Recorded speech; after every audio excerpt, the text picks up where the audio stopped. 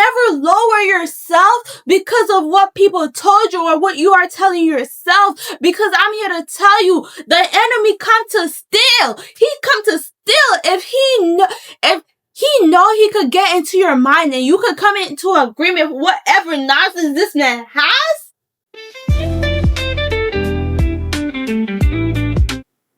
Back to another video. If you are new here, welcome. If you are returning, welcome back. My name is Nisha Peri, for those of you guys who have never heard or seen me before, and welcome to Divine Inspiration, where, we find hope in every heartbeat. And without nothing further to do, let's get right in the video. So guys, before we start, let's, say our anchor verse for today. And the anchor verse for today we find in 1 Corinthians 15 verse 10. And it says, "But by the grace of God, I am what I am, and his grace towards me was not in vain." And the reason why I chose this anchor verse for today, the verse of the day for today, is because I feel like sometimes, we run away from God, from what God has called us to do, because we feel like so low of ourselves, like, why is God so mighty, so powerful, would choose somebody like me to do this? Like, knowing my past, why would he call me to do this? And sometimes, we condemn ourselves, or we allow others to condemn us. And one thing I want to say about that is, like, rebuke it, because let me tell you something. Your words have power. Your words have the power, it gives life and it speaks death.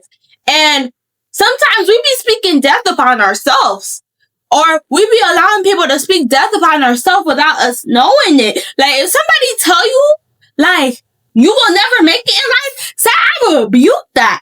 I send it back to the pits of hell where it belongs, because God promised me purpose, and I will fulfill my purpose on this earth. And purpose is to fulfill everything that I am created to fulfill.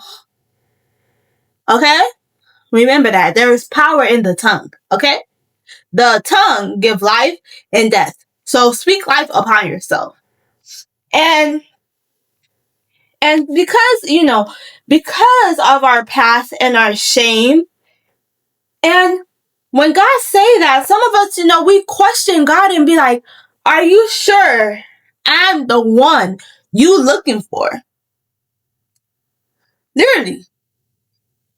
When God speak that upon our life and say, you will be this, and you will go this place, and you will do this, and sometimes we'll be like, am I the one that you're looking for? And sometimes it's like, well, God don't make no mistakes.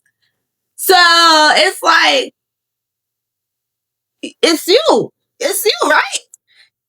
And we condemn ourselves because we forget why blood was shed on the cross. Sometimes it's like, we forgot the whole purpose of God coming down from his powerful and beautiful throne, almighty throne, a powerful God stepping down from his throne and coming down to this world. First of all, coming down from this world, it was not for waste, it was not for God to be like, hey, yeah, I'm the first God who stepped down from their throne and came to earth. No. It was to help us and to save us, because sin was keeping us apart from God. So it's like, if God did not condemn us, but instead he came down, why are we condemning ourselves? Why are we condemning ourselves? God came down to give us grace, to give us mercy, because sin kept us hostage. Sin kept us a slave. But yet, will no longer be a slave to sin. And by my blood, he literally became sacrifice, the lamb that was slain just for us. Because I ain't gonna lie, I would not be every day getting a goat, getting a lamb, going up the mountain every day because I just like sin every day. So he nearly, because he loved us so much, he stepped down and did that for us because of his love and his grace. Let's start at John 8, verse 3. The teacher of the law and the Pharisees brought in a woman caught in adultery. They made her stand before the group and said to Jesus, "Teacher, this woman was caught in the act of adultery. And the law of Moses commands us to stone such women. Now what do you say?" They were using this question as a trap in order to have a bias for accusing him. But Jesus bent down and started to write on the ground with his finger. When they kept on questioning him, he straightened up and said to them, "Let any one of you who is without sin be the first to throw a stone at her."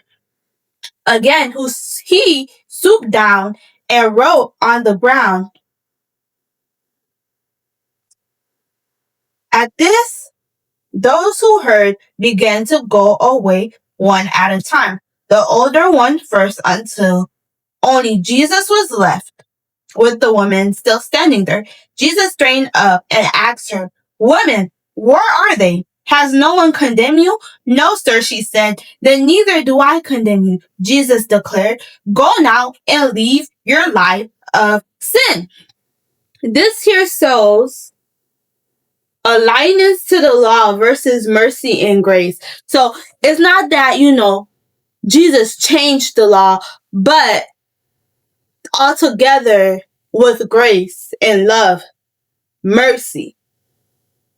And sometimes we allow our past, we allow our shame, whatever it is, we condemn ourselves or we limit ourselves. That's the word I am looking for. We limit ourselves because we feel like God will never use someone like me to do something in his ministry. And that is a lie. Don't allow the enemy to lie to you, to plant seeds in your mind to say, maybe God will never use somebody like me because I was a thief, because I slept with many people, many that I can't count. I lied so much. I gossiped so much in my past. Maybe God will never use somebody like me. I used to shoot. I used to be an alcoholic. Why would God call someone like me to do something? To work in his ministry? But I'm here to tell you, God can use anyone. God could use anyone. God could call anyone to do his job. As long as you have a willing spirit. Listen, Paul was how you say that? Used to prosecute people, right? Like kill people, prosecute people. Who else? David was an adulterer. He was a murderer as well. Who else? Moses, had a stuttering problem. He was a murderer as well. But yeah, God still called them to do his work. And God can use you to do his work. So never lower yourself because of what people told you or what you are telling yourself. Because I'm here to tell you, the enemy come to steal. He come to steal. If he know he could get into your mind and you could come into agreement with whatever nonsense this man has, then he could steal your purpose. He could steal you from fulfilling your purpose in this life. Don't allow him to take the blessings. Don't allow him to take your destiny away from you. Because even in scriptures, they talk about how the enemy is like a thief. The thief only comes to steal, kill, and destroy. I have come that you may have life and you may have it to the full. Every time you hear the enemy saying, "Who do you think you are?" Listen. Say, my God died on the cross for me. He paid my sin in full so that I may have life and I have it to the full. That means I have purpose. I have a destiny to achieve.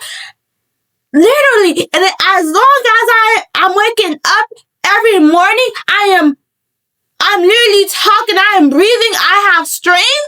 That means my purpose is not done. He cannot, listen, the enemy cannot have your purpose. He cannot have your destiny. He cannot have your blessings. Because God created you for something. Way before you were born, He knew what you was going to do. He knew you wouldn't be perfect. So stop condemning yourself. Because He did not condemn us. He knew we were not perfect. And that's why He died on the cross. So let's not forget the reason why blood was shed on the cross. Because the blood that was shed many thousand years ago is the same blood that is here today. It's the same blood that worked miracles, that heal people. You could be a gossiper, but yet God could say, you know what, you used to gossip, but I'm going to use your mouth to speak about me, to tell them the good news. It don't matter. You used to be a liar? That's okay. I'm going to use you to do ministry, to sing, to bring people.